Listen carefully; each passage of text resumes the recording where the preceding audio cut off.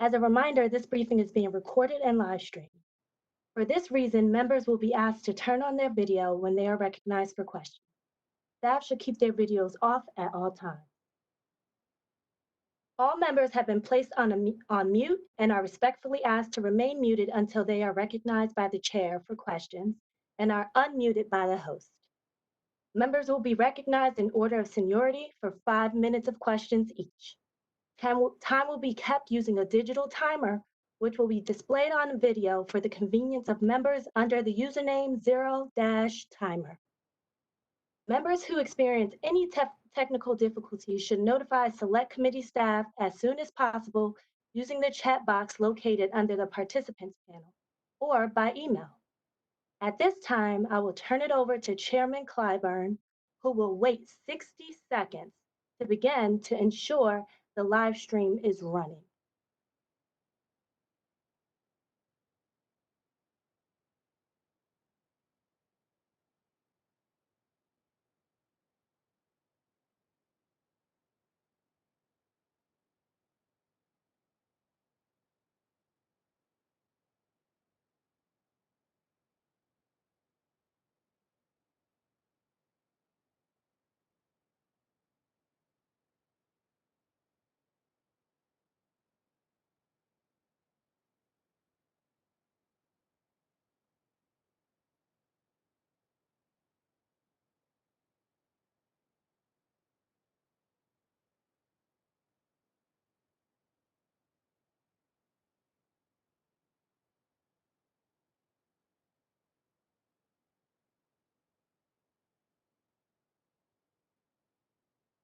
I want to thank our distinguished panelists and esteemed members for joining us at today's briefing. Right now, across the country, citizens are coming together to protest racial injustices. These protests began in response to the public lynching of George Floyd by Minneapolis police officers and the recent killings of several other African Americans at the hands of those who took an oath to protect them.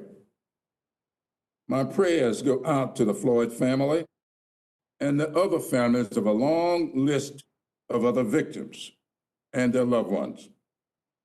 I stand in solidarity with all those who are peacefully protesting and patriotically challenging the status quo.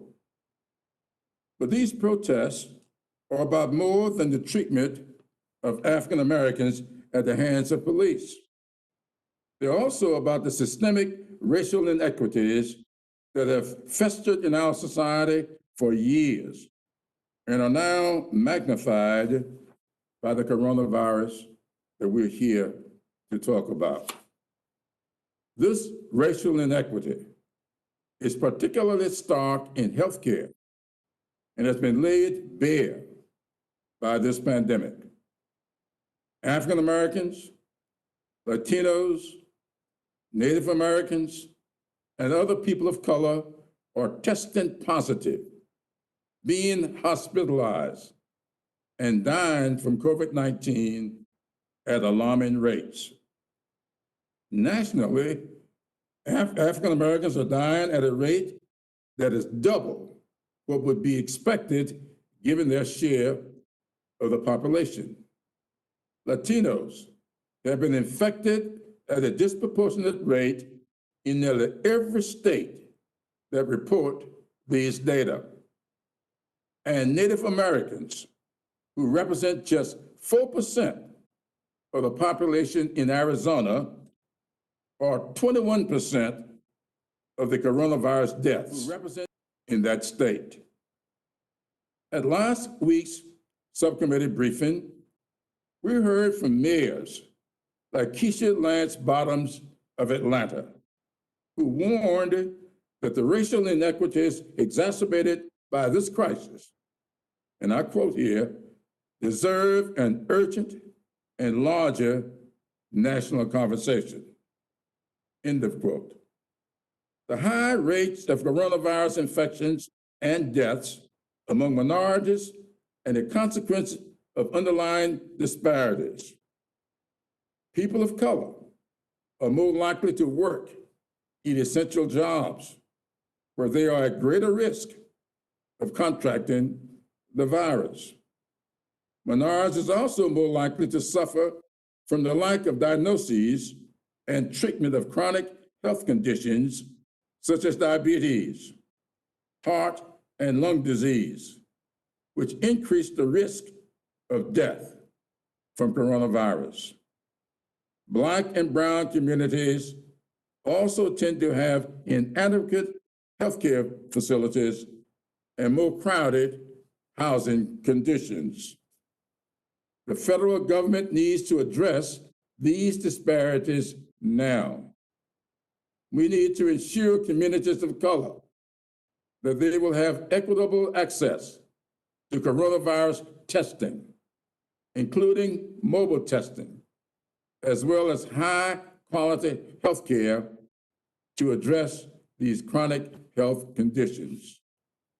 We need to make sure essential workers have the protective equipment that they need and receive decent pay and paid leave so they are not forced to work when they are sick.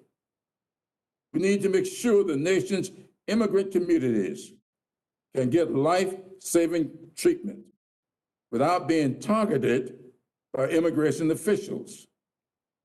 And we need to ensure minority communities have the federal investment they need to thrive, both during this pandemic and after. To successfully address these racial disparities, we also need good data. In April, Congress passed a law requiring the administration to provide racial data on coronavirus infections, hospitalizations, and deaths. Unfortunately, the first report did not provide the comprehensive data we need. The goal of today's briefing is to examine racial health disparities in the coronavirus pandemic and explore how we can ensure an equitable response. Today's witnesses are uniquely qualified to do this. We will hear from public health experts, physicians who have treated coronavirus patients in minority communities, and community activists who have seen firsthand how this virus has deepened existing inequities. I am hopeful that this committee will approach these issues thoughtfully and respectfully and search for bipartisan solutions. I now wish to recognize Ranking Member Scalise for his opening remarks. Thank you, Mr. Chairman. As we start this hearing, our country is facing two very different crises. We're facing the shutdown of our country and our economy with COVID-19 and the pandemic that spread throughout the world.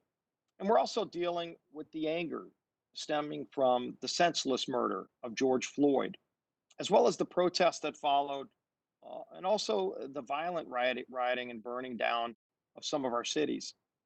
Mr. Chairman, in my prayers with George Floyd and his family, my prayers are also with retired police captain David Dorn, who was senselessly murdered trying to stop a looter, as well as the other law enforcement officers and people that were just trying to protect their communities from the senseless violence that's spurred out of this.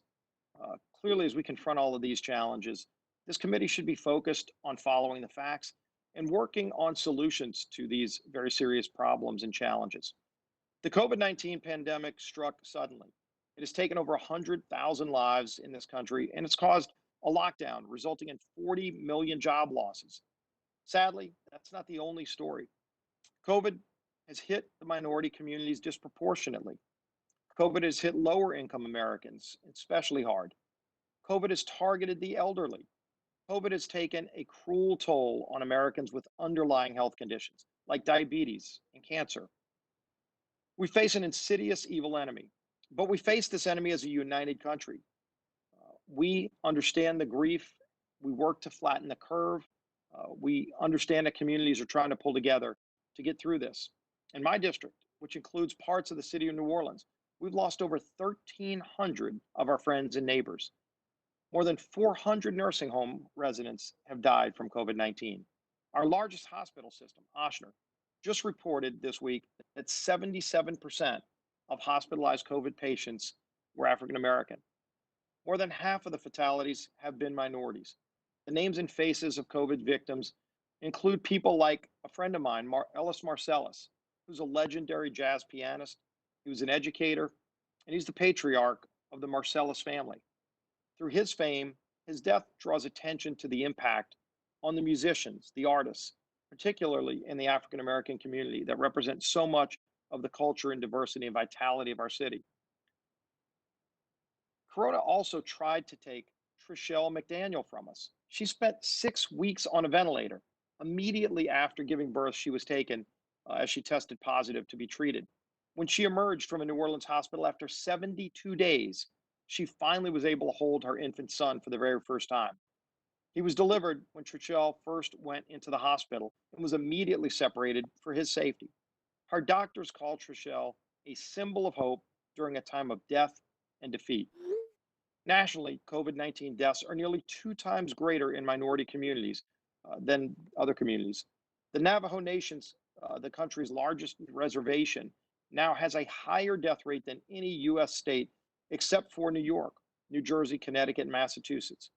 In New Mexico, Native Americans are dying at rates 19 times that of all other populations combined. If we're going to do something about the disproportionate impact, we have to ask and try to answer why this is happening. We know this is not an American problem alone. All over the globe, minorities and lower income people have suffered disproportionately. In America, we do know that nursing homes and assisted living facilities have been places where COVID has spread and where too many people have died, including minorities. We can take immediate steps to reduce the suffering there by learning hard lessons that we've seen.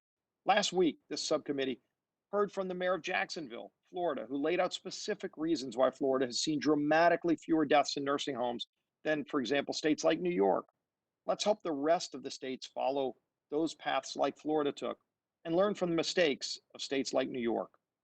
COVID mortality and diabetes appear highly correlated.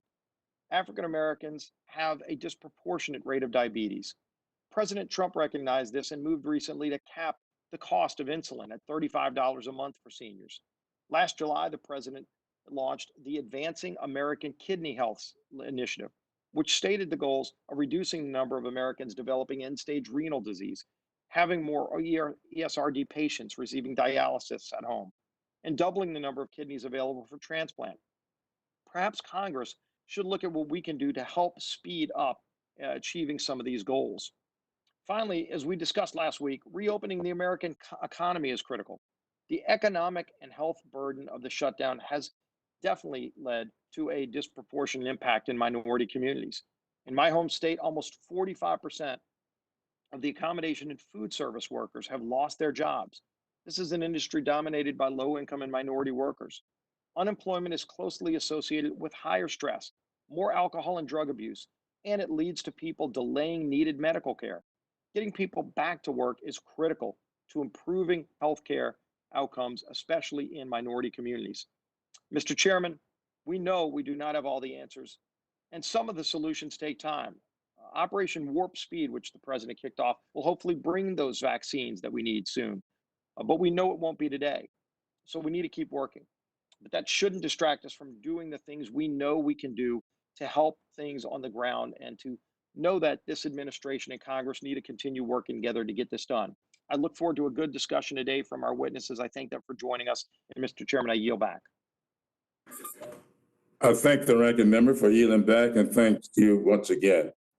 Let me thank our panelists once again and introduce the public health experts and community leaders who are with us today. First, Dr. Uche Blackstock is an emergency physician who has treated coronavirus patients in New York. She's also the CEO of Advancing Health Equity, an organization that helps healthcare providers to give equitable care to each and every patient. Dr. Leanna Nguyen is a visiting professor at the George Washington University Milken School of Public Health and the former health commissioner for the city of Baltimore. Ovik Roy is president of the Foundation for Research on Equal Opportunity. Then we will hear from Fawn Sharp, president of the National Congress of American Indians, an organization serving the interests of tribal governments and communities. We will then hear from Dr. Eva Galvez, who is a family physician who has worked on the front lines of the coronavirus pandemic, treating migrant farm workers and other low-income patients in Oregon. Thanks all of you for being here today. And now I recognize Dr. Blacklock for her opening remarks. Chairman Clyburn and subcommittee members, good morning. I am Dr. Uche Blackstock. Thank you for inviting me to speak at this critically important briefing on racial health disparities in the coronavirus crisis. I am an emergency medicine physician. I am also the founder of Advancing Health Equity. The mission of my organization is to work with healthcare and related organizations to close the gap in racial health disparities. I originally founded this organization prior to the coronavirus crisis because despite significant advances in healthcare and technology over the last decades, racial health disparities have been both profound and persistent. I would like to acknowledge the pain and trauma that many Black Americans are currently experiencing due to the recent killings of George Floyd, Breonna Taylor, and Tony McDade by police, and Ahmaud Arbery by 2 white civilians. Their deaths, like health disparities, are a symptom of the same deeply rooted disease in this country: structural racism and white supremacy. Black men have the shortest life expectancy. Black babies, the highest infant mortality rate. Black women, the highest maternal mortality rate. And this trend persists despite socioeconomic status and level of formal education. Even the chronic stress of living with daily racism results in the weathering effect, the premature physiologic aging of Black Americans' bodies. Living in this country has essentially made Black Americans sick. And over the last 3 months, we have witnessed a crisis layered upon a crisis, as Black communities across this country have borne the greatest burden of illness and death from the novel coronavirus. More than 1 in 2,000 Black Americans have died from coronavirus. If Black Americans had died at the same rate as white Americans, about 13,000 Black Americans would still be alive today. In mid-March, with my own eyes, I noticed the demographics of my patients in the urgent care clinic where I work rapidly shift from a racially and socioeconomically diverse population to mostly Black patients. Many of them were essential workers, bus drivers, subway conductors, grocery store workers. Many of them had underlying medical problems like diabetes, high blood pressure, and asthma. Many with no other choice than to use public transportation, and many displaying typical COVID-19 symptoms. However, we did not have adequate testing supplies at the time to test them. I've been a physician for 15 years, and I've worked in emergency departments with the sickest patients. I have never been as scared for my patients as I've been these past few months. In particular, I remember an elderly Black man who came in with shortness of breath and fever. His oxygen level was incredibly low. He lived by himself. I was very worried about him and told him I would like to call an ambulance to bring him from urgent care to the closest emergency room. He told me he did not want to go. He did not want to die in the ER. He told me he thought he would not receive good care, and he felt safer at home. As you all may know, this distrust among Black Americans for the healthcare system is not uncommon. It is based not only on a historical legacy of centuries of neglect, abuse, and exploitation of Black communities, but it's also based on current day inequities. Structural racism through social and economic policies that disadvantage Black Americans have placed them at risk for illness and death. It has been the key driving force behind the factors that determine an individual's and a community's health outcomes. I urge this subcommittee to act urgently and swiftly to mitigate these widespread and appalling racial health disparities. This moment must be used for structural change in the form of, among other social determinants of health, safe and adequate housing, gainful employment, access to quality education and healthy foods, and healthcare for all. This country desperately needs a truth and reconciliation process around the racist policies, economic systems, and institutions that have left Black lives devalued. This is an opportunity to intentionally acknowledge unjustified and ongoing wrongs, engage with Black communities, and rebuild them equitably. And then maybe, just maybe, Black Americans, including my patient that I mentioned earlier, and my two little beautiful boys in the next room playing, could have more than a fighting chance against the novel coronavirus. Thank you. Thank you very much, Dr. Blackstock. Now we hear from Dr. Nguyen. Chairman Clyburn, Ranking Member Scalise, and distinguished subcommittee members, thank you for addressing the intersection of racial disparities and the COVID-19 pandemic. I come to you from the city of Baltimore, where I am a practicing physician and had the honor of serving as its health commissioner. In my city, children born today can expect to live 20 years more or less depending on where they are born and the color of their skin. There are racial disparities across every metric of health. And throughout the United States, the currency of inequality is years of life. There's a term in medicine called acute on chronic. This is what we're seeing with COVID-19. It's a new disease that has unmasked long-standing health disparities among African Americans and other minorities who now bear the greatest brunt of this pandemic. My written testimony outlines solutions to address both the acute issues and underlying problems, and I'd like to highlight 4 concrete actions for Congress here. First, the federal government must target public health resources to minority and underserved communities. I want to talk about testing, not only that it needs to be widespread and free, but also that demographic information must be available for testing as a way to track resource allocation. Let's say that we see the positive rate in a community is 10%, but African Americans are testing positive at 20%. That means African Americans are under-tested. My ideal scenario is for the CDC to post a real-time dashboard on testing to ensure that resources are directed to communities most in need. Also, our guidance for someone who tests positive is to self-isolate. Well, what do you do if you live in crowded, multi-generational housing and you have to do something that's impossible, while also losing your ability to earn an income? I've joined with other public health leaders to call for unused hotels and dormitories to be converted into voluntary self-isolation facilities and to replace wages with a small sum like jury duty. Second, the federal government must ensure that there are clear, directive guidelines to protect workers. As a former local health official, I depended on the CDC for unambiguous guidance when I dealt with measles, Ebola, and Zika. Something has changed. The language in the COVID-19 guidelines is not what I'm used to seeing from the CDC. People should not just be, quote, encouraged to do social distancing. What exact standards must be met in office environments versus meatpacking plants? Masks should not be worn, quote, if feasible. They should be required. I want to see a clear statement such as, if these 15 criteria cannot be met, they cannot reopen. OSHA should then enforce these rules, as should local and state regulatory entities.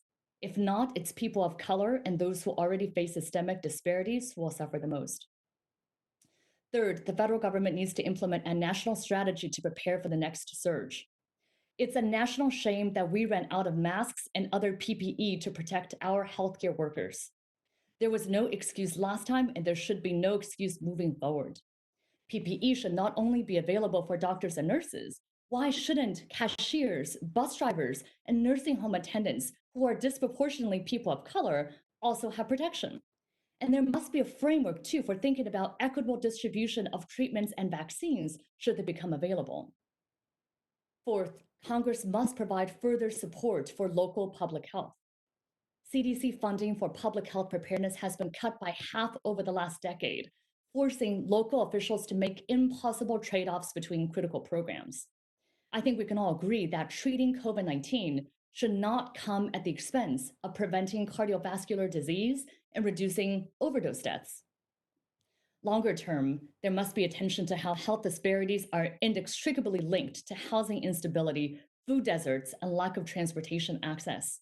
And there needs to be recognition of the fact that racism is a public health issue, indeed a public health crisis in and of itself.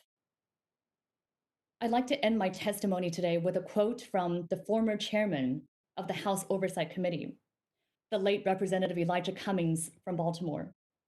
He would talk about the work we have in front of us as bigger than us, so much bigger than us, that it's about our children who are messengers to a future that we will never see. That future is one in which the currency of inequality no longer equals years of life.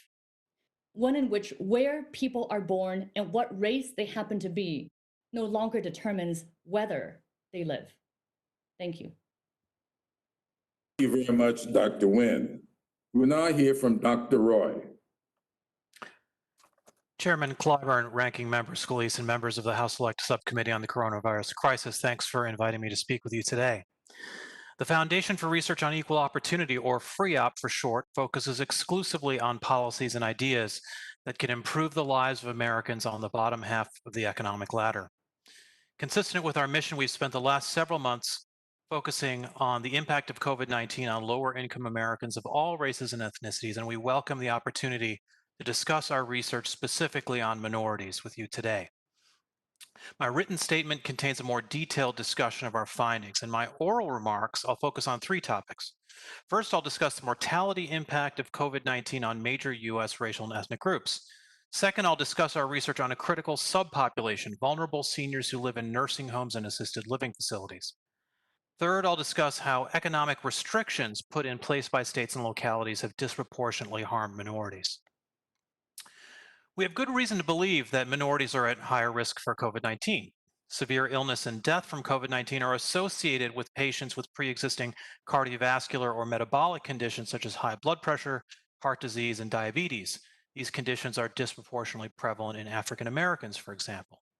The latest COVID-19 mortality data from the CDC indicates that indeed, Blacks represent a greater share of COVID deaths than they do of the general population, even when adjusted for the fact that COVID is more prevalent in cities.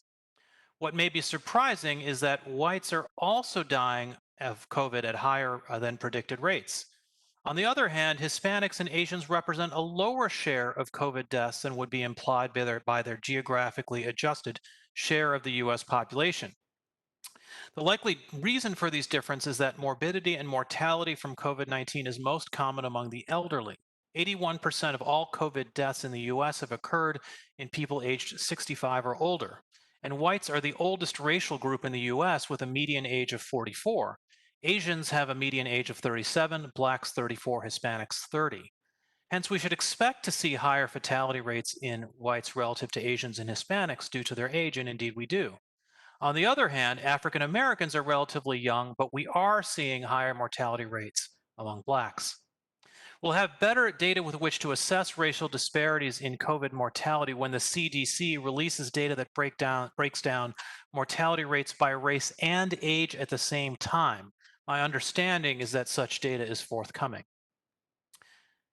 You may be familiar with research that we've produced over the last several weeks on the tragedy taking place in our nursing homes and assisted living facilities. 0.6% of Americans live in long-term care facilities, and yet within this 0.6% of the population lies 42% of all US deaths from the novel coronavirus. 42%. As you know, nursing homes are residential facilities for medically vulnerable seniors who have challenges with activities of daily living, such as taking a shower or getting dressed. Nursing home residents are disproportionately poor, non-white, and enrolled in Medicaid.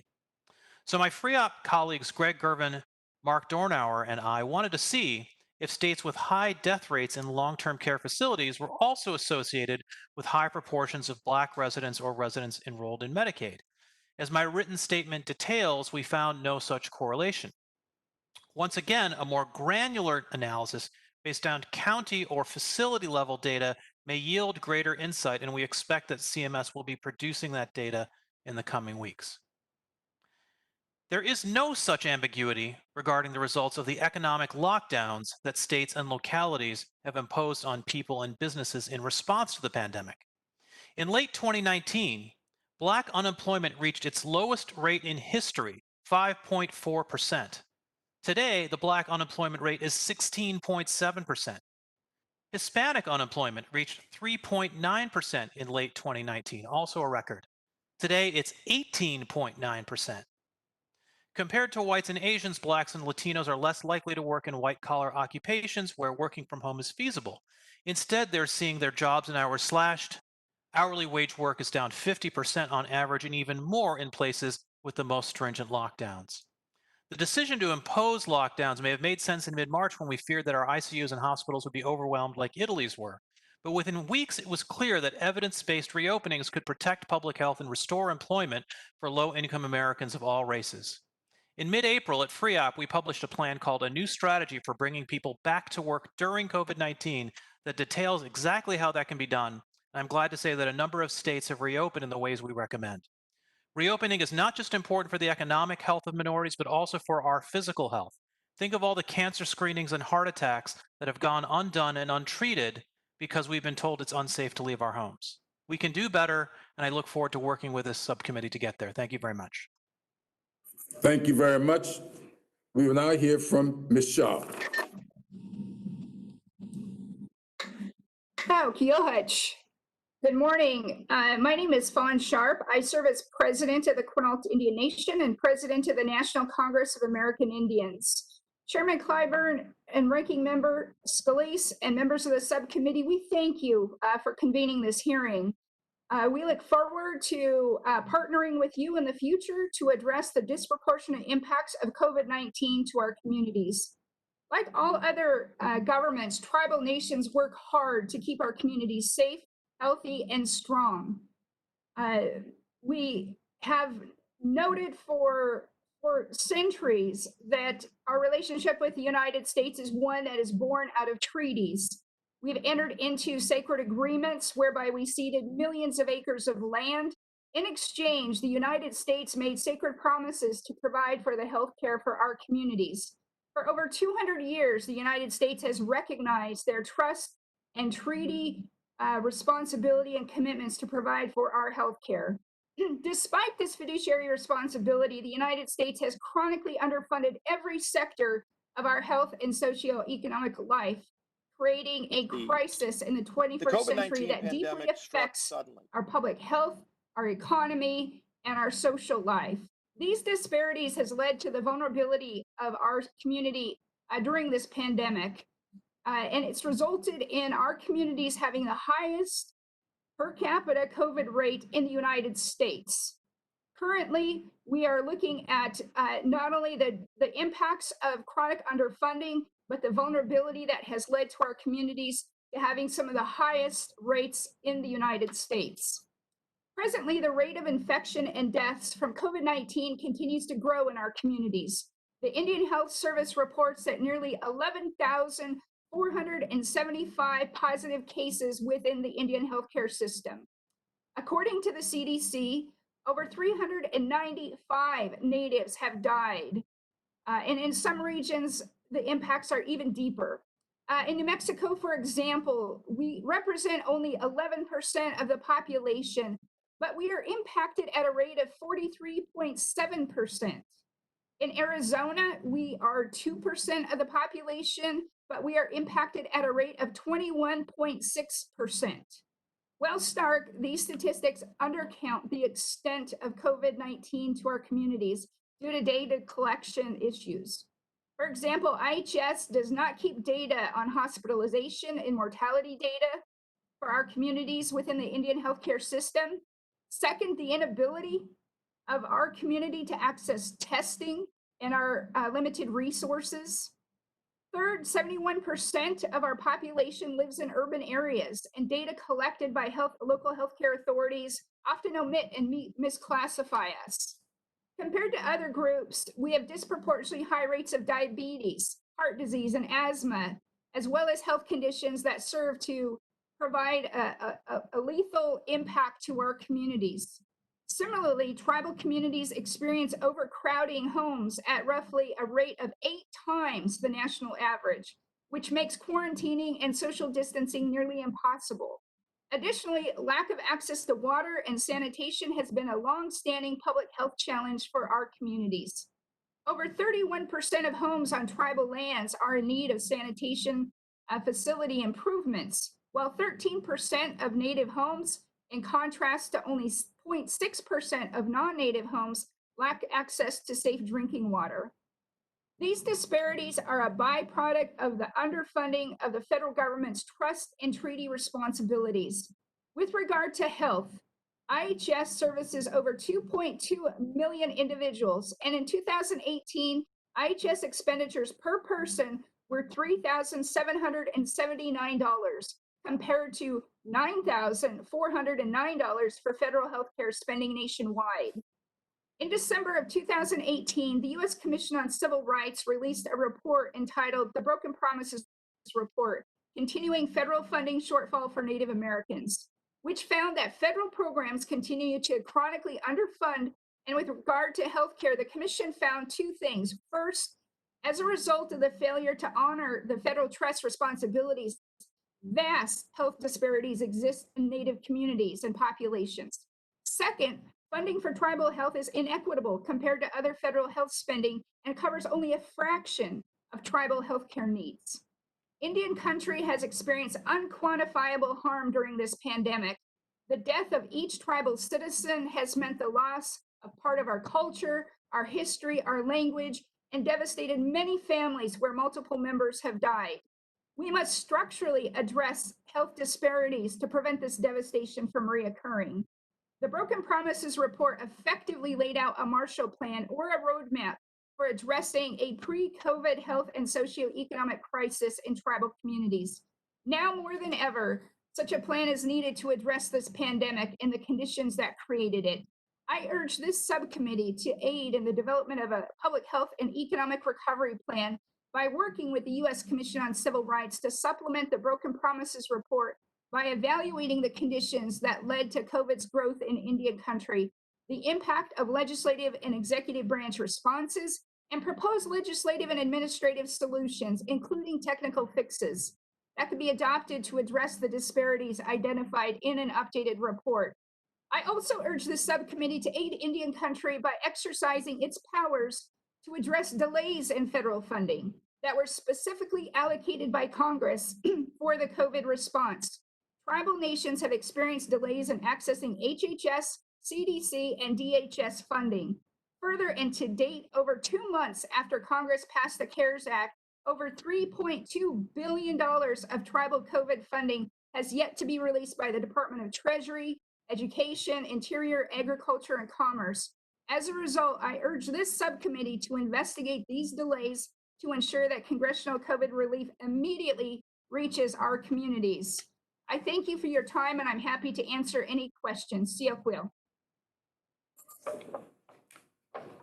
Thank you very much, Ms. Shomp. We're going to take a short pause here. It seems as if we're having some technical difficulties. I think I see the ranking member. Are you back in, Steve? Yeah, I know they said there were some technical difficulties with the video. Do you know if that's working now? I see you. Okay. Yeah, obviously. I do not see our next challenge. Yeah. Next witness, Ms. Galvez. Dr. Galvez, I don't see her.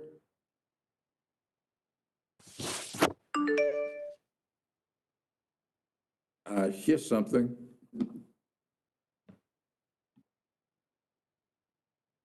This is Dr. Galvez. Can you hear me?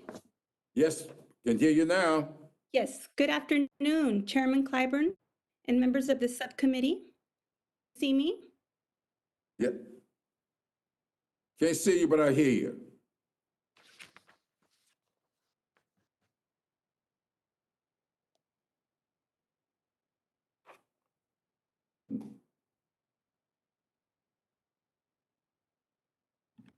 Good morning. Good morning. Good morning, everybody. Sorry I now about the see you. technical difficulty. Thank You can see me now. Good afternoon, Chairman Clyburn, the subcommittee. I'm Dr. Galvez. I'm a family physician at Virginia Garcia Memorial Health Center, and I am so honored to be here today. I'm also the proud daughter of a Mexican immigrant and seasonal farm worker. My life experiences, along with the work I do today, have provided me with a unique perspective on the challenges faced by Latino immigrants and farmers. This pandemic has laid bare the essential contributions that Latino immigrants and farm workers are making to our country. For the past years, I have worked on the front lines as a treating physician at Virginia Garcia. We are a federally qualified community health center serving more than 52,000 individuals every year. Over half of our population is Latino. 98% of our patients live the poverty line, and 20% are farm workers. Our patients are some of the most vulnerable in the community. Lack of access to appropriate housing and health care, food insecurity, and unsafe working environments all contribute to their higher rates of diabetes, respiratory issues, and lower life expectancy.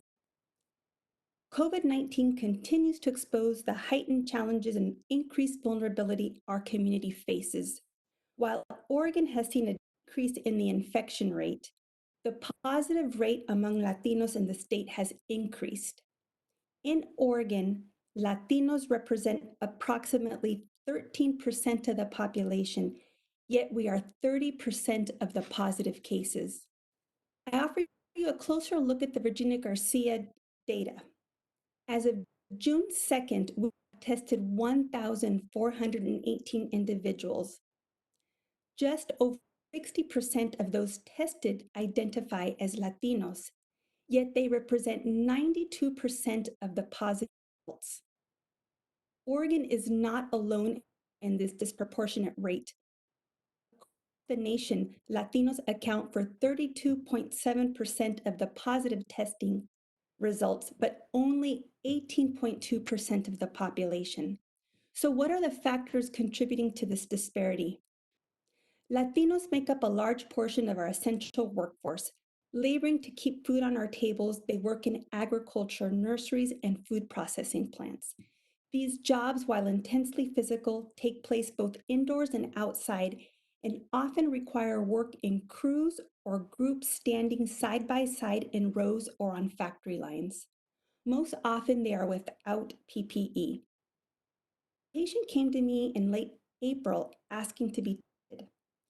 She was asymptomatic but had found out her coworker had tested positive the day before. She shared with me that up until recently, she continued to work elbow to elbow with her coworkers. She had not been wearing PPE during this. Her employer told her that if she wanted PPE, she would need to test it herself and they would reimburse her later. It was not until an anonymous report was made to OSHA that changes in her working environment were made. Even then, her employer expressed frustration over the required changes, and she was fearful that there would be retaliation. Adding to this, most Latino immigrants and farm workers do not have access to unemployment benefits, vacation, or paid sick leave. If they begin to experience symptoms, they go to work anyway because if they do not work, their family does not eat.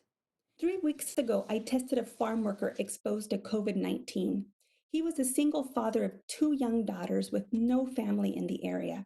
Although fearful of the prospect of infecting his daughters, even more distressing to him was the loss of income and finding alternative housing if he had to be quarantined.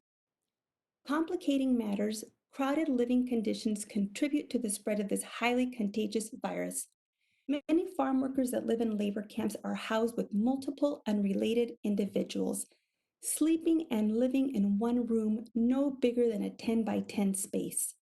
In some labor camps, you will find a single washing machine for 30 people and one shower shared by 10 people. For those who live outside of labor camps, their low wages make finding affordable housing a challenge. Often multiple families live in apartments designed for single families. This reality presents a massive barrier to observing social distancing and make it nearly impossible to self-quarantine if someone does fall ill. All of these things, working conditions, lack of basic benefits, and living in close quarters have facilitated the spread of the virus and led to the disproportionate burden of COVID-19 on this already vulnerable population. I'm here today to ask this committee to address three things: workplace protections to promote a safe and healthy work environment, expansion of worker benefits such as healthcare for all, unemployment and sick leave for all workers considered essential, improvement in labor housing for farm workers and labor camps. I ask you today to join me and other healthcare advocates in creating solutions that will ensure safe working and living conditions for this vulnerable, essential population. Thank you. Well, thank you. Thank you very, very much. We have heard now from all of our briefers here today. And before I turn to the ranking member to offer any questions he may have, I want to ask Dr. Blackstock, do you have any specific suggestions you would like to make to us as to what you think we need to do in order to address the issues that you have raised here today? Absolutely. So there are strategies that we can employ in the short term and in the long term. It's very clear to me that this pandemic will be with us for some time, and I think we can mitigate some of the devastation by doing several things. One, we need to equitably allocate resources to Black communities as quickly as possible, and we know now that testing and contact tracing and isolating sick individuals are really some of the key fundamental public health intervention strategies that we can do.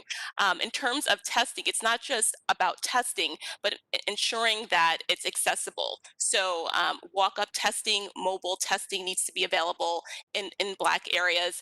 Contact tracing in itself is a very sensitive area because when you contact trace somebody, they will have to tell you exactly who they've been in contact with. For that, we need to make sure we are engaging with Black communities. And so I see a role for peer educators or community health workers really to be involved in the contact tracing efforts. Messaging and outreach will be incredibly important because the distrust that we have in Black communities towards the healthcare system is going to be an issue in terms of access, and then later down the road in terms of vaccine.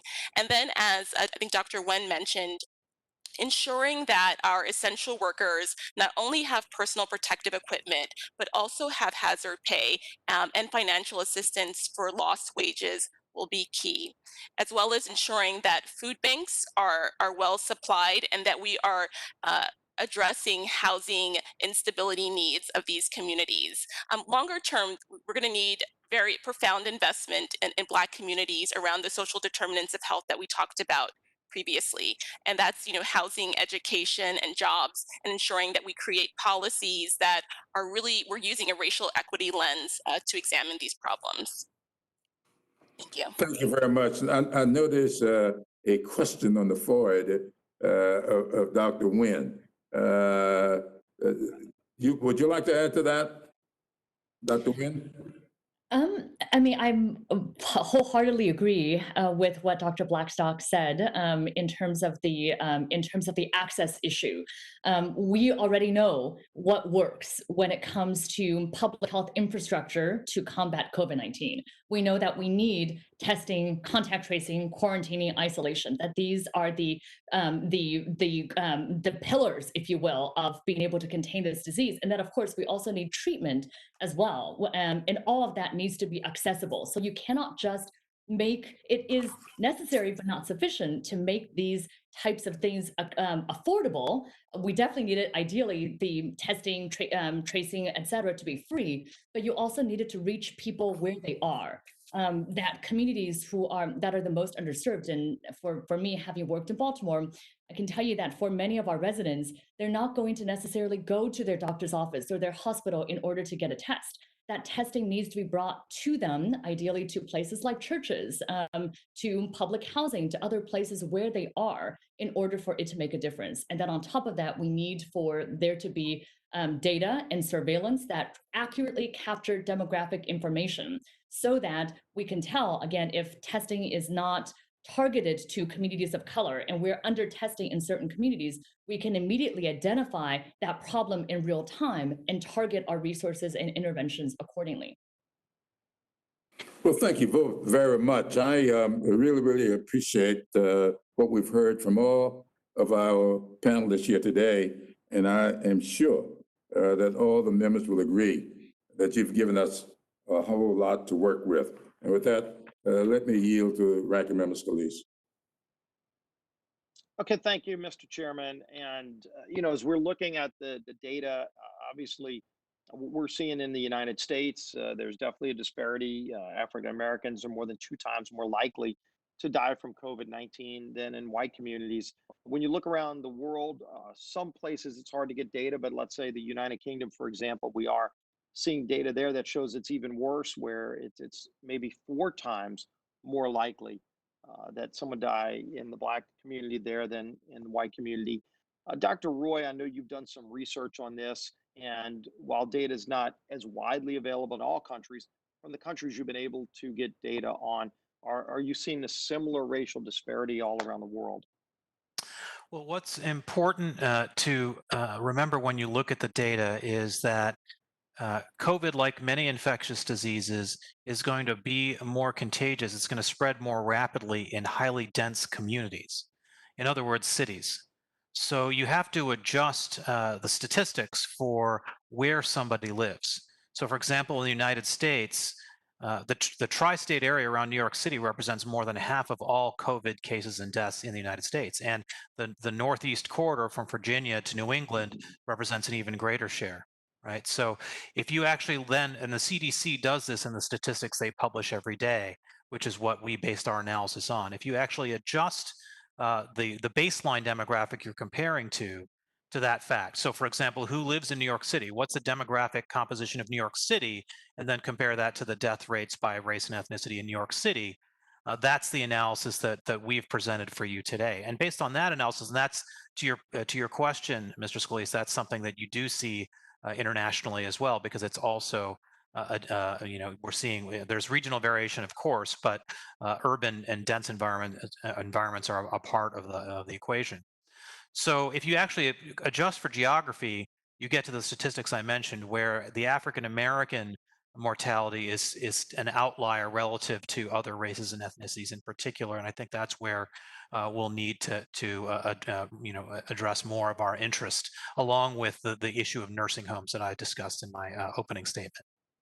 Yeah, and I know I want to ask you about nursing homes too, but before we get off of this, especially within the African American community, we've seen on the economic side, and you touched on this in your opening statement, that the economic shutdown has had its own set of negative health consequences through all populations. As you mentioned, people aren't getting their cancer screenings and their mammograms and some of the other things that they would do to take care of themselves physically. That's not happening, as well as mental health issues that aren't being addressed. Are you seeing that disparity in the African American community as a direct result of the economic shutdown?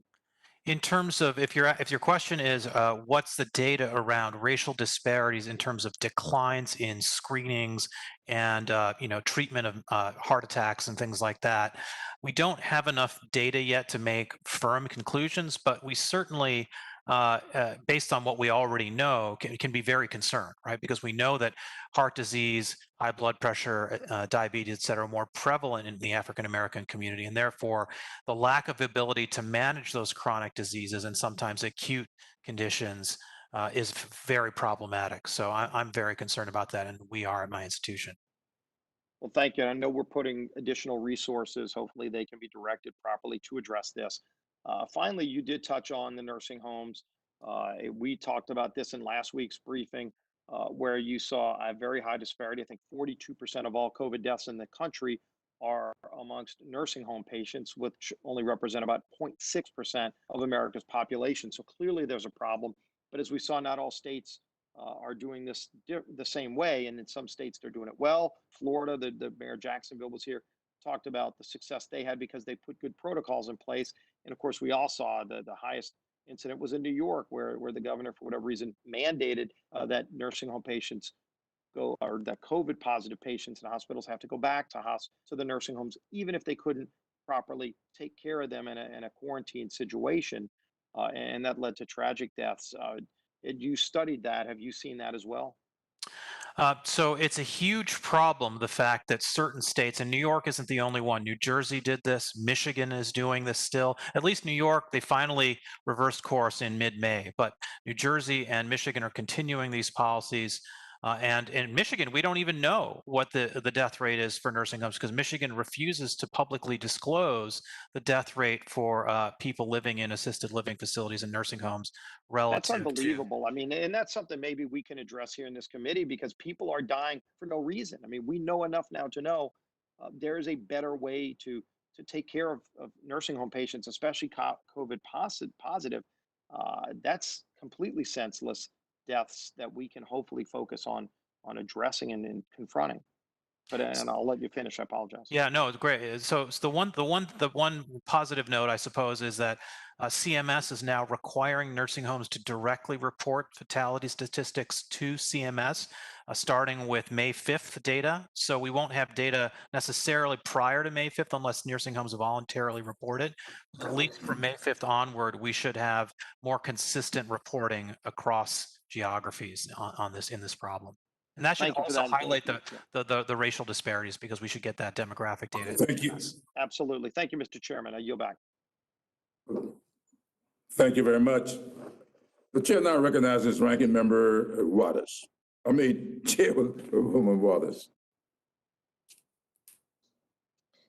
Thank you so very much, Mr. Clyburn. I thank you for holding this hearing. This is extraordinarily important. And I guess I get somewhat very, very upset with this constant talk about health disparities because we've been talking about health disparities for years. All of these minority populations die from preventable diseases, and this is traditional, historic. I mean, this has been going on. And so it's no surprise that minorities are dying in this pandemic because of pre-existing conditions. And so we talk about what nursing homes can do, for example. If you have been to nursing homes, you know what the problems are. First of all, you're absolutely correct. The poorest people with lots of pre-existing conditions are in nursing homes. A lot of Blacks in nursing homes. By the time they get to a nursing home, you know, they've had diabetes, they've had amputations, on and on and on. And so when you talk about what we can do, they can't do social distancing in nursing homes. They can't do quarantine in nursing homes. They have the lowest paid workers and their turnover is very high because they get anybody they can get, people coming off the street, etc. So when you talk about what we can do in nursing homes, you really have to be talking about money. We need resources. We need to invest more money in the care of these patients in nursing homes. And so, whether we're talking about nursing homes or we're talking about African Americans, Latinos, Indians, etc., what we need to be talking about is, in some shape or form, Medicare for all, even without a pandemic. So, the pandemic is here, and much of what is being talked about as ways to respond to it, if you really understand and know and had the experiences, you know a lot of it is simply speculation about what can be done in order to save these people in nursing homes. Of course, we need testing. Of course, we need isolation. Of course, we need quarantine. But how many of you will agree we need lots of money and the government should uh, spend the money to do what is necessary for Medicare and protection for all, even when there's not a pandemic, and in the pandemic, spend the money that is needed to access additional spaces so that we can take care of people properly. How many believe that we just need to spend the money in America? I'll start with Miss Blackstock. Hello. Hi. Yes, no, I agree. I think that the solution is sustained commitment at all levels of government to address living and working conditions in Black communities. And so, whether that's looking at Medicaid expansions, funding community health centers, because we know healthcare is moving out into the Okay, well, communities. let me just go right down the line. Dr. Eva Okay. Galvez, Yes, are Chairman, you are you Chairwoman. willing to indicate that we just need the resources, the money to deal with these problems? The government Absolutely. needs to spend whatever it needs to spend. Ms. Sharp, Absolutely. do you believe that? Yes, Whatever absolutely. all right, Dr. Nguyen? Yes, we know what works. We just need the funding to be able to get there, targeted to areas of greatest need. Okay, and the Foundation for Research on Equal Opportunity, uh, President Avik S.A. Roy. What do you We need think? we need resources, but we also need way better infection protocols, and we need much better oversight over nursing homes, because we've seen a lot of problems where nursing homes aren't actually doing what they're legally required to do. They can't do it. You know why? Because they're doing it on the cheap. And when they talk about feeding lunch, for example, in a nursing home, there's no place to go except in this one space where they all gather. And so they don't have, all the rooms are filled. They don't have any place to isolate. So what are we talking about in terms of, we have allowed nursing homes to develop on the cheap, and we're not putting the money into nursing homes that it takes. We can't protect these patients in the way that nursing homes are constructed and the amount of dollars that they have to spend on them at this time. Are you aware of that? Yes, I am aware of that, and I do agree that resources are part of the problem. As part of actually what I would say, Madam Chairwoman, is we need to do a better job of making Medicaid more flexible so that people aren't required to get supportive care, long-term care in a nursing home. It would be much better if Medicaid were more flexible so that people could get that supportive care in their own homes instead of in a Absolutely. facility. But Medicaid doesn't Absolutely. always allow that flexibility. We've And got to that's not a stop resource dumping. question. We've got to stop dumping our elderly into these nursing homes that don't have the resources to take care of it. Thank you. I yield back. Much. The chair now recognizes Congressman Jordan. Thank you, Mr. Chairman. Let me thank our witnesses for being here today. Dr. Roy, why did we shut down the American economy 3 months ago? Well, well, there are a lot of different reasons that people supply, but the reason that was most persuasive was that we were worried that we would overwhelm hospital and ICU capacity if the pandemic spread too widely, and so we had to shut down to prevent ICUs and hospitals from being overwhelmed. Did we accomplish our goal? Yes. Was there harm associated to? Was there harm associated in that shutdown for the American people? Incredible harm, catastrophic harm. Both economic harm, obviously, when people tell you can't operate your business, there's a harm, there's a cost, there's an opportunity cost, there's a lost, there's all kinds of costs associated. But there was also cost. I think you said this in some of your references in your opening statement. There was also health concerns for Americans because of that shutdown. Yes, and it will take us years to unravel exactly what those costs are, but they are significant. And I think you said in your opening statement, the economic costs and the healthcare costs or the health concern costs to Americans, there was a disproportionate impact on the African American community. Is that accurate? Yes, Is it now time to reopen our economy? it's way past time. So let me ask you this: in states that have largely opened up and did so early on, what has been the health concern? Has there been greater contraction of the coronavirus in those states relative to states that are largely still closed? By and large, and I'm sure, Mr. Jordan, you're probably familiar with this data, we are seeing no difference between the states that are continuing to lock down, the states that are opening up in terms of overall, on average, declining deaths and morbidity. So why in the world are some states still closed and some mayors still adopting the policies that we see in place in some of these areas? Well, I suppose, Mr. Jordan, you'll have to bring them before your committee and ask them yourself. But clearly, there's a wide range of opinions about what to do. We clearly should be looking at the But states again, that are from a health reopening. Dr. Roy, Yeah. from a health standpoint, there's no data that supports remaining closed. And certainly from an economic standpoint, there is no data that supports remaining shut down. Well, let's put it this way. The evidence is overwhelmingly that we should have a targeted approach where we're very focused on what's going on in nursing homes. We're very focused on at-risk populations like people with heart disease, the elderly, et cetera. But we should absolutely be reopening schools. We absolutely should be letting younger people back into the workforce who are at much lower risk. Yeah, no, I appreciate it. And I want to read you a letter that was sent to the president on March 19th, 2020, back to the health concerns that exist when you have a shutdown. 500 physicians sent this letter to President Trump. And I'm quoting from it. It says, millions of casualties of continued shutdown will be hiding in plain sight, but they will be called alcoholism, homelessness, suicide, heart attack, stroke, or kidney failure. In use, it will be called financial instability, unemployment, despair, drug addiction, unplanned pregnancies, poverty, and abuse. You think that statement's accurate? Yes. And all the more reason why we need to open up our economy yesterday, in my judgment, and get back to normal as quickly as we possibly can.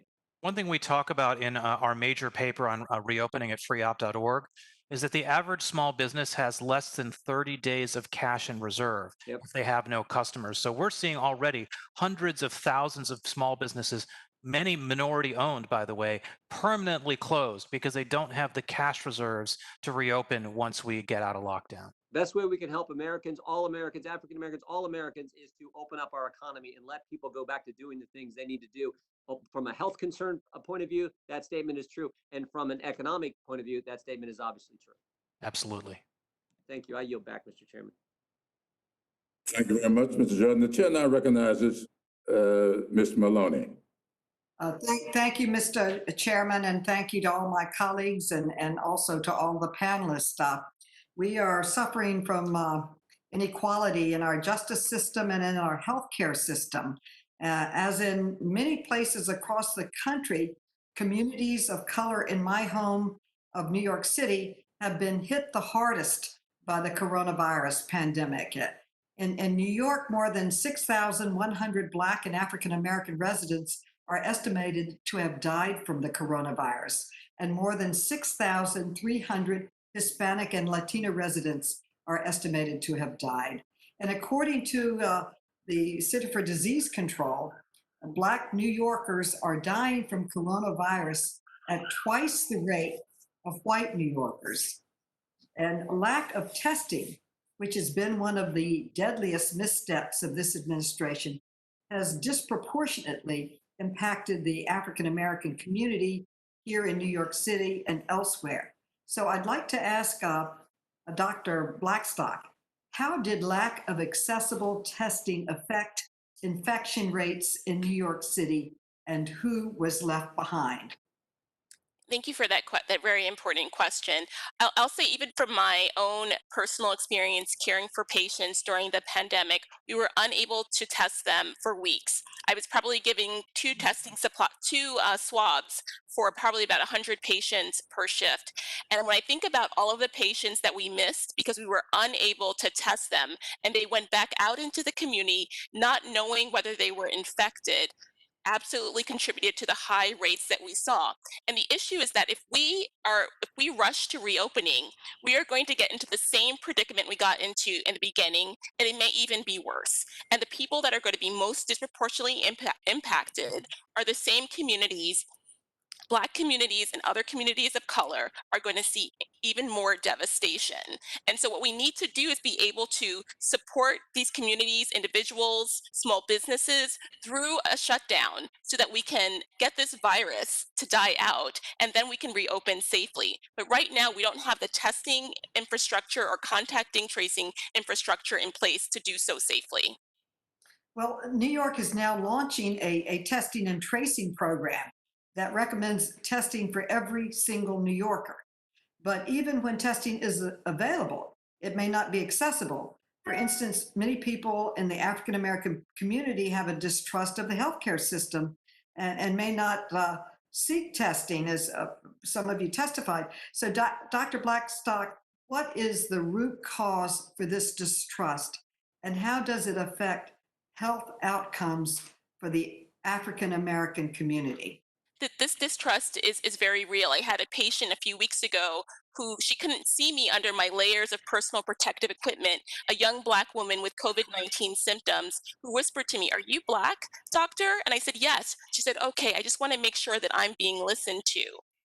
Mm. Okay, so this is not just a one-time thing, and so this distrust is is a result of this historical legacy of racism in this country, where especially in terms of Black communities interacting with the healthcare system, there's the Tuskegee experiment, there's Henrietta Lacks, there are many instances in history, and so this distrust is very important to repair.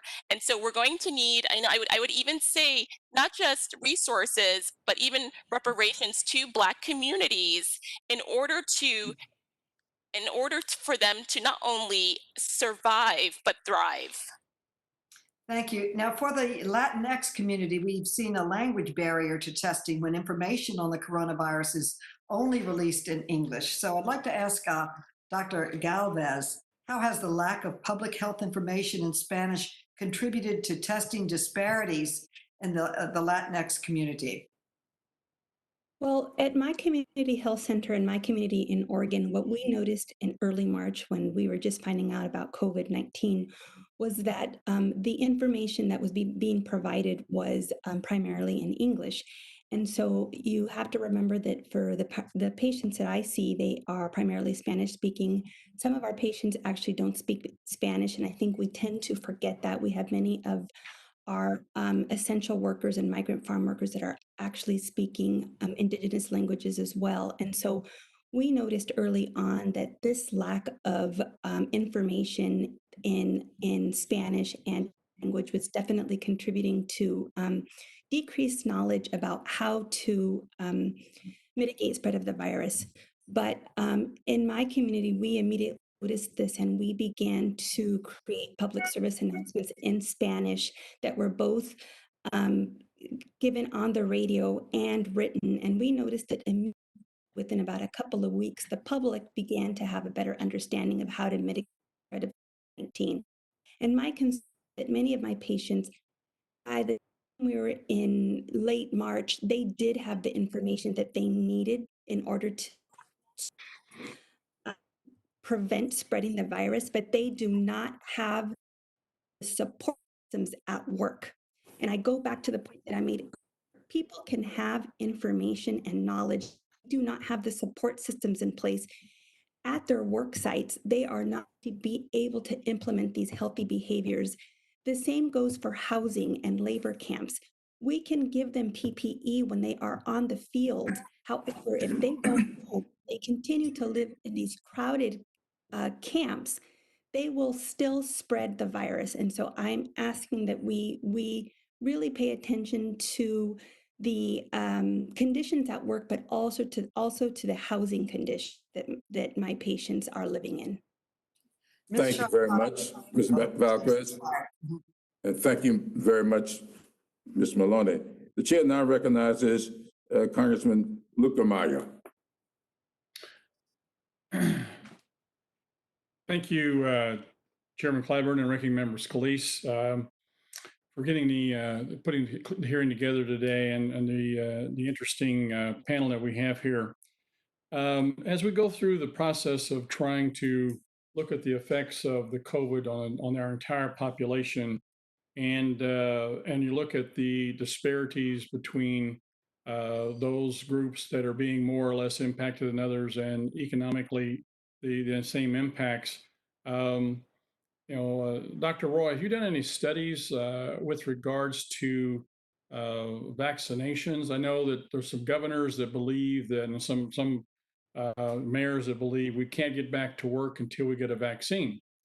And they believe late fall, early winter, we may have a vaccine now, but we can't be shut down till then. I think some of the other members have already discussed the fact that, and in fact, I think in one of the publications just a week or so ago, that the number now is 65,000 people per month die from the result of the COVID effect, not from the COVID disease itself, but from the effect of focusing on COVID at the expense of the rest of our society. And so if we don't focus on those folks pretty soon, we've already gone past the COVID deaths with those deaths of people who we have not been paying attention to health-wise. If we continue that, it's going to be devastating to our economy. But believing that you have to have a vaccine, to me, is a false sense of security standpoint. There's a recent study that came out that said over 50% of the people, if a vaccine was available, wouldn't take the shot. How do you address that issue? How do you incentivize those people? How do you get past this issue? And then because of that, it would seem that it's even more imperative that we open up our economy. Would you like to comment on that? Well, I really appreciate you bringing this point up because I think it's one of the most reckless policy postures in this crisis to say we're going to wait for a vaccine before we reopen the economy. And the reason why is that there's absolutely no guarantee that we'll have a vaccine in the next 12 to 18 months. We've been working for nearly 40 years on a vaccine for HIV. We still don't have one. We've been working for even longer on a vaccine for hepatitis C. We still don't have one. Now, we have effective drugs that treat active infections for HIV and hepatitis C, but we do not have vaccines. We've never developed a vaccine for a coronavirus before. The land speed record for a novel virus developing a vaccine was the Ebola virus. It took us 5 years to develop a vaccine for the Ebola virus. Now, look, there are very talented people, very brilliant people, lots of entrepreneurs trying to solve this problem. And maybe they'll succeed where others have failed. There are absolutely no guarantees, and we cannot keep the economy locked down until a vaccine that may or may not ever come. I know you've had a lot of statistics a minute ago with regards to unemployment. The relationship between disease and unemployment is certainly something I've been doing a lot of reading on. I mean, we see increased suicides, alcoholism, drug abuse, deaths from drug overdoses, domestic abuse, all of those things. And it would seem that an active and ongoing economy would certainly take care of a lot of these things. Does your research show that when economies pick up, those things actually slow down? Yeah, there's a lot of research now, cumulative research about the negative health effects of unemployment and poverty. The one countervailing thing is if you lock down the economy, nobody's getting into a car accident. That's the one thing that goes in the other direction, but everything else is negative. So it's a huge problem, and that's why it's very important. I think there's been this false dichotomy that's been sometimes put out there about, well, if you care about reopening the economy, you only care about money. No. Reopening the economy is essential for public health because if people are afraid or are told they should be afraid of leaving their homes, they're not going to see their doctors. They're not going to get those mammograms. They're not even going to get treated for a heart attack. And that's really, really important. It's very interesting. One of my colleagues on the committee, I think last hearing, made the comment with regards to masks. And I pulled that New England Journal of Medicine letter or article up, and I presented it to some health professionals in my district. And they all agreed that wearing a mask outside of a healthcare facility offers very little protection and is actually probably not worth your time or your money to do that. It seems to me that these false things that people are putting out to try and control people seems to be backfiring. And I think people are getting the information out there to show that they can live their lives in a very productive way, in a very normal way. And I think that's the message we should be sending. Thank you very much, Mr. Chairman. I yield back. Thank you very much. The chair now recognizes Congressman Foster. Well, thank you, Mr. Chairman, Mr. Ranking Member. Yes, I too had a look at that New England Journal of Medicine, the article that was referenced in the last thing. It was interesting. It was an opinion piece. It was not a research article. There wasn't a single number in the entire article. It simply made qualitative statements, and that is not useful. We need numbers here. And moreover, it did not address the core issue with masks, which is masks protect other people. The measurements they were talking about is that if you go into a patient's room, the patient's sick, you're wearing a mask, it has to be a heck of a good, basically a hazmat suit to guarantee that you're not going to get infected. That is not the situation. If you're in a crowd, if you're in a choir and you are talking loud, if you are singing, you are a threat to other people, and that threat is made much better if you're wearing a mask. And so it's really important to get the correct information. I'm sorry about that. I'm getting off the subject of this hearing here. When you talk about racial disparities, one thing that concerns me a lot is that there is some indication that there may be a genetic component to this, that there are apparently differences in the ACE2 receptor, the ACE2 receptor that is the entryway, the doorway through which the virus enters human cells. If that is true, then the policy difference is there's a difference in the policy response. For example, we could end up in a situation where we have a vaccine that works better, or a treatment, an antibody treatment that works better in one racial group than another. And I was wondering how we should stay on top of this. I mean, this is a very tough thing to even study because of the huge racial disparities in the provisioning of healthcare and the initial health conditions. And I was wondering if any of the MDs here have, an opinion on what's the state of understanding of whether or not there may be a genetic component to this.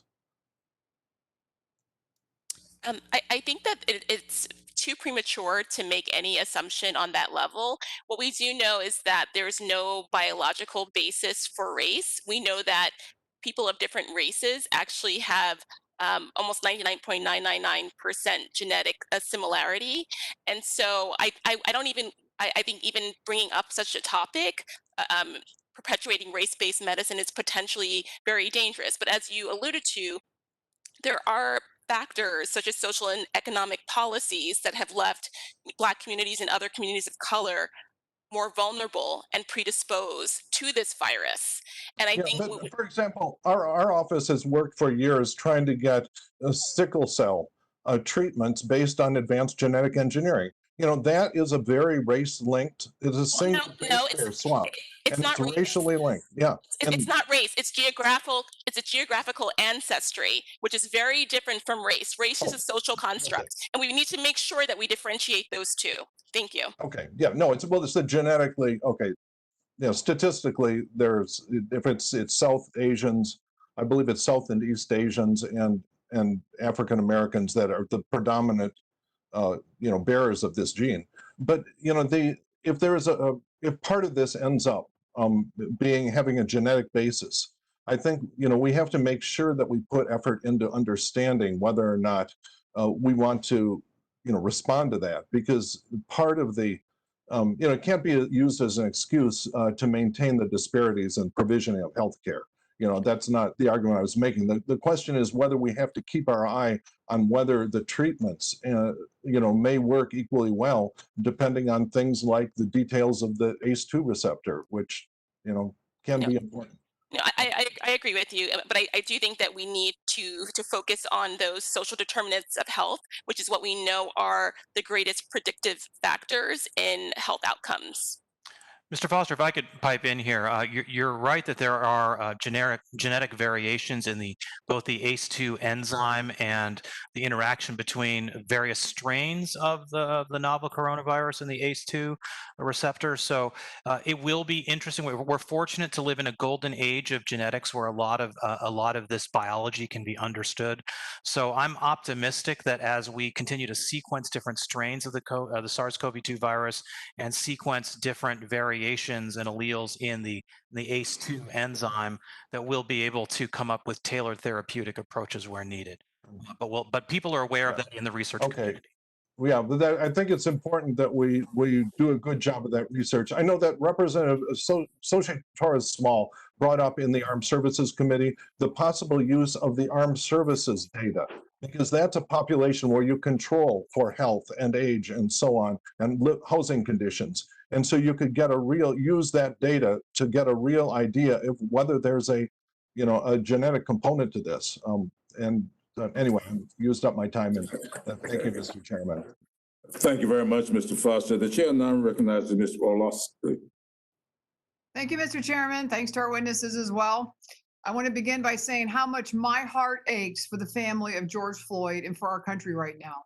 There is no place in our society for police brutality, nor is there for the violence and destruction that we've seen in some cities. But even as Americans are exercising their right to protest peacefully, we see countless others being denied their right to gather at a church or synagogue to pray for peace and justice and understanding. I think this is inexcusable at a time when our nation needs prayers for unity and healing. I call on every mayor and governor right now who are still barring the faithful from gathering to reverse course immediately and open up our churches. That's what this nation needs. Every single state needs to have access to their churches. The coronavirus pandemic has affected the whole world, and there's no question its impact has been disproportionate in some populations. For instance, Mr. Roy, you released research last week, and you just spoke about this, that showed nursing home residents make up 0.6% of the US population, but account for an incredible 42% of all coronavirus deaths. Those with underlying conditions such as diabetes, hypertension, obesity, and asthma are also at higher risk for complications or even death from coronavirus. And we know that African Americans are more likely to have many of these conditions. So, on this point in particular, there's no simple solutions or instant fixes, but we have to start somewhere, such as exploring ways to improve social determinants of health, the conditions in which someone's social and economic environment shapes their health. I'm a proud co sponsor of the bipartisan Social Determinants Accelerator Act, which would help states and communities better leverage existing programs and authorities to improve the health and well being of Medicaid participants. It would also provide planning grants and technical assistance to help state, local, and tribal governments take innovative, evidence based approaches to coordinate services and improve outcomes. Economic opportunity plays a major role, so I think opportunity zones that were created under the Tax Cuts and Jobs Act can help incentivize public private investments in distressed communities. But most immediately, we need to continue to reopen, and defeat coronavirus. Safely reopening business doesn't just put money in people's pockets, it boosts their wealth and their well being. Joblessness is known to have negative effects on mental health.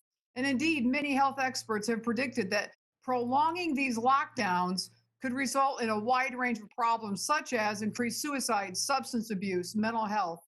Mr. Roy, do you agree that the financial effects coupled with isolation due to these lockdowns have affected physical and mental health of minority communities? Yes, and Ms. Walorski, if I could emphasize one particular point, which is social determinants of health. We're talking about that a lot today. The most important social determinant of health in terms of correlation with health outcomes, other than income, is educational attainment. And what have we done? We've shut down the schools, even though children are at literally a 1 in a million rate of death from COVID-19. Now, we obviously have to protect their parents and their grandparents and elderly teachers, and we have to be careful about how we reopen schools and strategic. But it can be done. We're doing it in Florida. We're doing it in Texas. It's working. We're doing it in Europe. So reopening schools is absolutely essential. And the longer schools are closed, the worse racial disparities will become in all sorts of dimensions. Yeah, could you just elaborate on that a little bit, Dr. I totally agree. Is there anything else that you see in this wide spectrum of reinvigorating economies other than schools? What else can you see that will just reinvigorate these communities? Well, the two things I'll mention in my written statement. I mentioned schools, and the other one I'll mention is hourly workers, right? People who are on hourly wage, hourly wage earners. They're disproportionately low income, disproportionately minority. Their hours, their jobs have been cut by 50 to 70%. It's far worse in lockdown states and localities, and I cite some of that research in my written statement. Thank you very much. And Mr. Chairman, I yield back. Thank you. Thank you very much. The chair now recognizes Congressman Reskin. Thank you, Mr. Chairman. Are you hearing me okay? Yes, I do. Okay. Mr. Chairman, the last thing we want to do on this committee is to spread misinformation. So I would recommend that everybody go to the Centers for Disease Control website about the remarkable number of infectious transmissions that have taken place at religious assemblies. At one rural Arkansas church, one person infected 92 attendees. Chief Justice Roberts just handed down a decision saying that there was no discrimination going on against the religious. Obviously, large group gatherings are just dangerous under the COVID-19 crisis. The second thing I want to say is that the public health and the economic consequences of the COVID-19 pandemic and President Trump's lethal mismanagement of the response to it have been devastating for our people. I don't think we've mentioned that we are now over 107,000 casualties, people who have died in the crisis, 2 million people nearly sickened by it, and we have 40 million people who've been thrown out of work. So the public health and the economic consequences together have been devastating ever since this began just 4 months ago. Democratic and Republican governors alike issued public health orders for people to stay at home because we don't have a treatment and we don't have a cure and we don't have a vaccine. So my governor, Republican Governor Larry Hogan in Maryland, issued a stay-at-home order. I'd like to ask Dr. Wen, would we have a higher death count today had we not acted as we did, number one? And number two is, doesn't a successful and durable economic reopening require continued aggressive public health action, such as stepped up testing, contact tracing, and quarantine for sick people? Thank you very much for the question, Congressman Raskin. So first, absolutely, if we had not imposed these stay-at-home orders, we would have far more infections and deaths. This is borne out in research. There was a Columbia University study that found that if we had shut down and imposed shelter in place even 1 week earlier, we would have saved 36,000 people here in the US. Another study published in Health Affairs found that if we did not put into place the shelter in place orders, then we would have 10 times the number of infections. And again, given the disproportionate impact on minorities and people of color, that's 10 times the number of minorities that we would also see. And I just wanted to address your second point too. The White House issued their own guidelines about reopening. And specifically, the guidelines said that we have to have a 14-day consistent decline in the number of cases, and also that there must be testing, contact tracing, isolation capabilities available. No public health expert that I know would argue that we need to close down permanently or that we need to close down until we get a vaccine. We're saying that we need to see that there's a decline in the cases and also that these capabilities are there. Unfortunately, the federal government has not had a national strategy for testing, for contact tracing, for developing the public health infrastructure. So that time that the shelter in place orders was supposed to buy us, unfortunately, was squandered. And we are reopening before we're ready. And I just want to add too that it's not just the elderly in nursing homes who get ill. It's also young people who die. There are children. Now we know about this multi-system inflammatory syndrome that causes multi-organ failure that's landed children in ICUs. Kids have died from this. Young, otherwise healthy people in their 30s and 40s have gotten strokes. And so we need to take that into consideration. Thank you, Dr. Wen. We need real data to address the effects of racial inequality on the spread of the pandemic, which is why we passed a law last month requiring the administration to provide specific demographic information on the rates of case spread, hospitalization, and death as a result of COVID-19. The administration filed its first report, if you can call it that, to Congress on May the 20th, and it really is a joke and an affront to everything we're trying to do. The report, if you can call it that, is 3.5 pages. Page 1's the cover page. Page 2 is a copy of the law that we passed. Page 3 is a collection of links to the CDC website. Dr. Blackstock, why is it crucial for Congress and for the people to get racial and ethnic data on the coronavirus epidemic? And what should the administration be doing to improve its dismal performance in collecting and reporting this data? Thank you for that question. I will say that the federal administration's response to the data collection has been quite anemic. Even the CDC, the data that we have from the CDC is incredibly incomplete, and we need the full data in order to get a full picture of the degree of devastation to these communities of color. Without the data, we don't know how much resources these communities need. And so that's why we really need every state and locality to disclose not only hospitalizations and deaths, but we also need to know testing. We've seen that Black Americans are less likely to be tested. And then when they go to the hospital, they're more likely to be admitted. So that points to significant structural factors that we need to understand better. And by having the full data, that will allow us to equitably allocate resources to the communities that need it most. Thank you very much. I yield back, Mr. Chairman. Thank you very much. The chair now recognizes Congressman Green.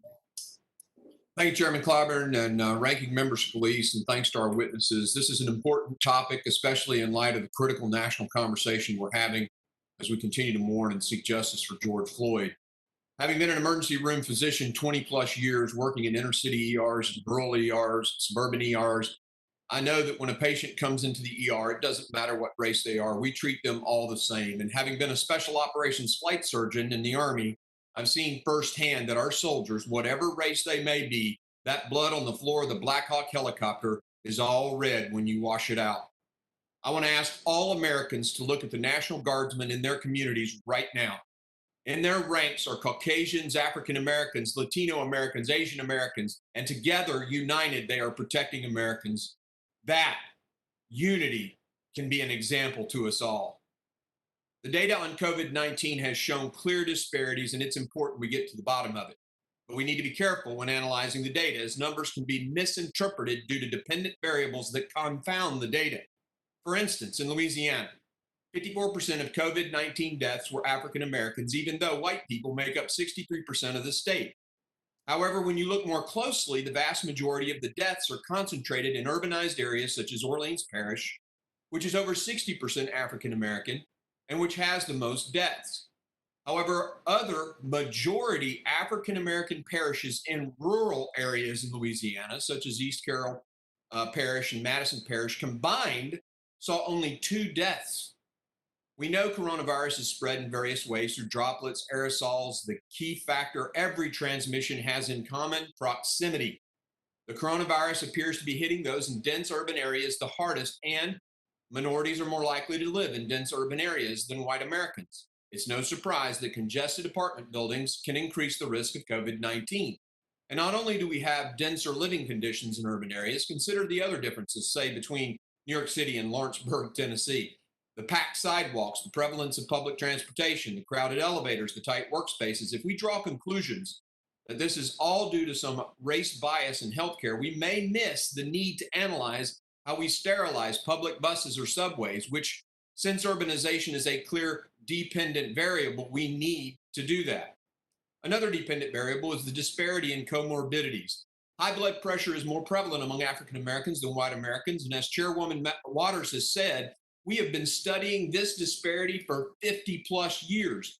One study found that, quote, the population attributable risk for hypertension and 30-year mortality among white men was 23.8% compared with 45.2% among Black men, and 18.3% for white women compared to 39.5% for Black women, unquote. There are studies that suggest this could be to the way African Americans process salt in the kidneys, but honestly, no one, after all these years of studying it, has 100% found the medical answer to this disparity. There seems to be lots of dependent variables there as well. A study published in the Journal of the American Medical Association noted that 57% of those with severe COVID had hypertension. African Americans are also at a higher rate for diabetes. 11.7% of non-Hispanic Black people have diabetes versus 7.5% of non-Hispanic whites. A peer-reviewed paper in the Journal of Diabetes Science noted that the risk of death from COVID is 4 times greater with those with diabetes. It's clear that a number of different factors contribute to greater rates of infection, higher numbers of severe cases, and more deaths from COVID. The same factors are true not just for Black people in the US, but across the world. In Brazil, hardest hit state of Sao Paulo, Black Brazilians are 62% more likely to die from the virus than white Brazilians. And according to the UK's Office of National Statistics, Black people in Britain are 4 times more likely to die from COVID than white people. That's higher than in America. And the UK has universal health care. Let me say that again. And here I disagree with Chairwoman Waters. The UK has universal health care, i.e. government care for all, and the disparity between blacks and whites there is higher than the United States. Unfortunately, due to numerous factors, COVID-19 is hitting disproportionately our black brothers and sisters across the globe. We must tackle this issue using a science-based approach that will truly help them. Only when we understand all of those interlocking dependent variables can we really get to the bottom of it. Hopefully we will with hypertension. Hopefully we will with COVID-19. We've got to continue studying it, but we got to make sure we look at the data fairly. Thank you, Mr. Chairman. I yield. Thank you, Mr. Congressman Green. Now we recognize Congressman Kim. Thank you so much, Chairman. I would like to address questions to Dr. Wen and Ms. Sharp. I wanted to start with you, Dr. Wen, to pull on a thread that's been talked about through the course of this briefing. It's about reopening. And I'll start by saying I want to get things reopened as quickly as we can in a responsible and safe way. My home state of New Jersey has been hit particularly hard by the virus. And I know that a lot of small businesses are struggling, a lot of other folks are struggling. When we're thinking about how we reopen, there's been some discussion already during this briefing about this. Something that comes to mind is what you said about the White House Coronavirus Task Force.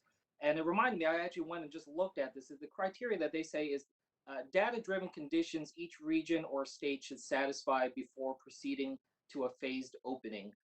I wanted to ask you if all states in our country have met the conditions that the White House and the Trump administration has laid out.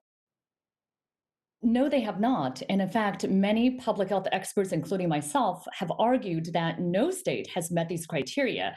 Many states have not met the criteria for consistent decline in the number of cases, but no state has met the capabilities, the widespread testing, for example, that we need. And that's because we need national leadership, a national strategy to get there. I appreciate that. I just wanted to make it clear just where things stand when it comes to the Trump administration's guidelines on reopening. I wanted to turn a question back to you, Dr. Wen, about the Asian American Pacific Islander population. As I've gotten a chance to speak with AAPI communities across the country, a couple of things have come out that we haven't talked about necessarily in this discussion so far. First and foremost, with AAPI, it's not just about the effects on patients and those that are getting infected. There is also a high number of AAPI that are essential workers, a high number of AAPI that are physicians and nurses. I think the last estimate I saw was that over 2 million AAPI are considered essential workers right now. Over 20% of physicians in our country are considered AAPI. So that is a huge aspect of this as well, as just the impacts on the health side when it comes to the AAPI community. In addition to this, as mentioned before by a colleague of mine, Carolyn Maloney, about communication, the AAPI community as well has had a tremendous amount of difficulty when it comes to getting this information about the coronavirus due to language barriers. I've heard a lot of people talk about, especially in North Jersey, where incidents have been rampant, about the Korean American community, Asian American community, not knowing where to go for testing. And as I looked into try to understand whether or not there's a disparity by race and ethnicity when it comes to testing, I've learned that only 4 states in our country actually track data for those that are getting tested, breaking that down by race and ethnicity, which makes it very hard for us to know whether the data about deaths and those percentages falling ill is actually manifesting in an accurate count and a representational count. So I wanted to just get your thoughts on some of those issues affecting not only AAPI communities, but all communities when we don't have that data. That's right. So we need far better data for infections, hospitalizations, deaths, and critically of testing so that we know whether we are targeting our resources to communities that actually need it. We also need better data in general. We actually have very little data on AAPIs overall. The data that we have, for example, show that there are disproportionate numbers. In South Dakota, the rate of COVID-19, for example, among Asian Americans is 6 times what would be predicted based on demographic data alone. So we need that data specifically. Also, you mentioned about outreach. We need to have people who speak the language, who are culturally competent, who are the most credible messengers. And I think a point on the data too, the more testing we have, the better surveillance we can have too. Often we find that when there is one case, there are dozens or hundreds of others. And actually, it's that testing, that early surveillance that will offer the roadmap for reopening. This is what other countries have done to successfully reopen. This is what we need too, and in particular, targeting to minority communities, including the AAPI community. No, that's right. And when we're talking about contact tracing, if you're not able to communicate in that language, it makes it all the more difficult. Ms. Sharp, I just want a final question to you. I was really moved by your statement, and you talked about the challenges that we're facing the Indian Health Service writ large on funding, even before this pandemic. I want you to paint for me a picture of how this lack of funding affected the health of American Indian people even before this pandemic struck, and how that sets the tone and the foundation for which the response occurred. Yes, thank you. I really appreciate the follow up to that question. Long before the pandemic hit this country, we were already in a crisis. We suffer in some areas upwards of 80% unemployment. We suffer large scale economic impacts. So, some of the questions that were surrounded around reopening, we already faced those prior to the pandemic. And so, what we found is that not only do we have an inability to protect ourselves during this pandemic, but we have notable every sector of the funding that we receive from the federal government is chronically underfunded, whether that's law enforcement, healthcare, education. Every part of our public life is deeply impacted. And not only that, but the ability for us to raise our own revenues through taxation has been severely limited. And even with economic relief through the CARES Act, we are disallowed from using that relief to support our economies that we've built. And so, in the absence of the federal government funding the trust responsibility, we've tried to raise taxes. That's been limited. And when that's failed, we've tried to raise commercial profits through enterprises, through tourism, through resorts, and that is severely limited. So, not only do we not have a trustee that's funding us, we have an ability to raise our own revenues. And when we do, it's economically hijacked from state and local governments, leaving us without a defense. And so, when this pandemic hit, we too saw that there was no national strategy. We looked to the World Health Organization for the 4 pillars, and we began immediate rapid testing, trying to see how we can get testing to our communities. And we saw that the FDA was approving emergency use authorizations for some companies. And we found that if we were to be able to have those companies test within our communities under tribal law for tribal citizens within our areas, that would be a start. But all of those things have left us in a place where, when I saw the images coming out of Italy and Spain, it was clear to me that if we don't protect ourselves, we're going to be part of the calculus just left to die. Thank you, Ms. Sharp. Thank you. Back to you, Chairman. Thank you very much, Ms. Sharp, and thank you, Mr. Kim. Before closing, let me yield to the ranking member for whatever closing comments you may want to make. Well, thanks, Mr. Chairman. And again, thanks all of our witnesses for this hearing and the members who are participating. I think a lot of important things came out clearly.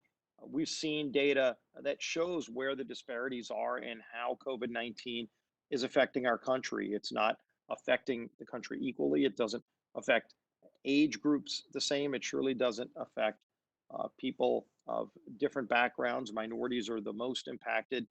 Seniors in nursing homes are the most impacted. I think Dr. Green's points I thought were so poignantly made that when you look at different parishes in a state like my home state in Louisiana, the African American community in a city like New Orleans is very adversely impacted differently than an African American community in a rural parish in Louisiana like West Carroll. So I appreciate you making those points. Of course, Jackie Walorski talking about the need to reopening our churches. We need to be praying right now. We need to be coming together as communities in those places that we go to gather. We know how we can do it safely. Dr. Roy pointed out those protocols. States have already shown us how to do it the right way. We ought to be following those states, just like we saw with nursing homes. Some states are doing it right. Some states are doing it wrong.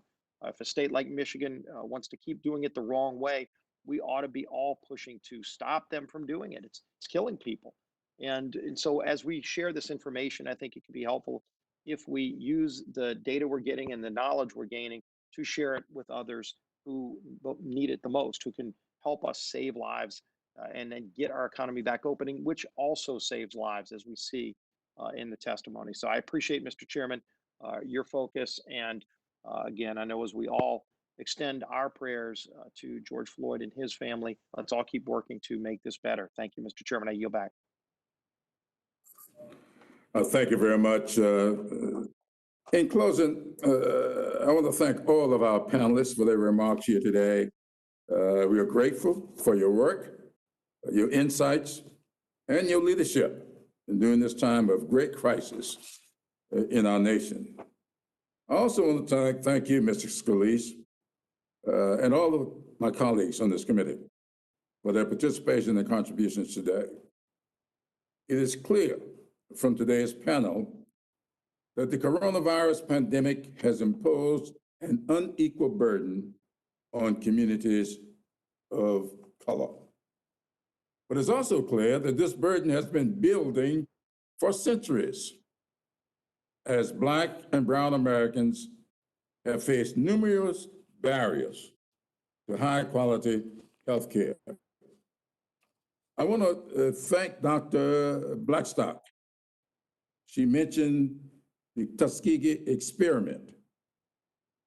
I always say that we ought to be informed by our history. She also mentioned Dr. Henrietta, or Miss Henrietta Lacks. She should be a doctor for all that she's contributed to healthcare.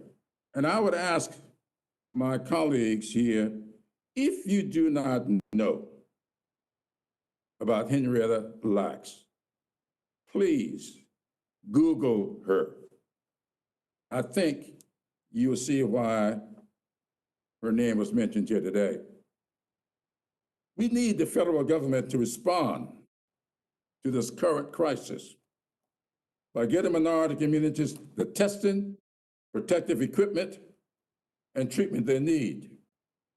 We also need to sustain investment and structural change to ensure racial equity in the future, including universal access to high quality health care.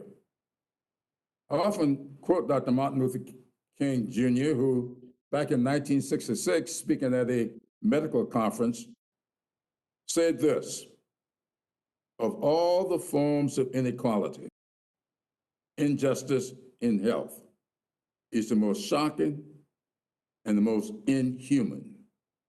He didn't say inhumane, he said inhuman, because it often results in physical death, end of quote.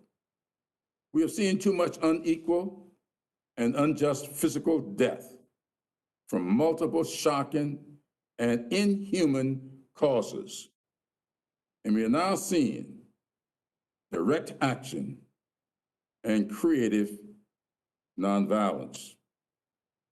The conscience of the nation is being raised, and it's my hope that racial inequities in health and other areas will be addressed.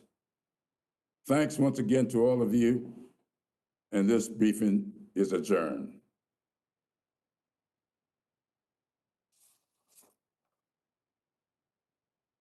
Thank you, Mr. Chairman.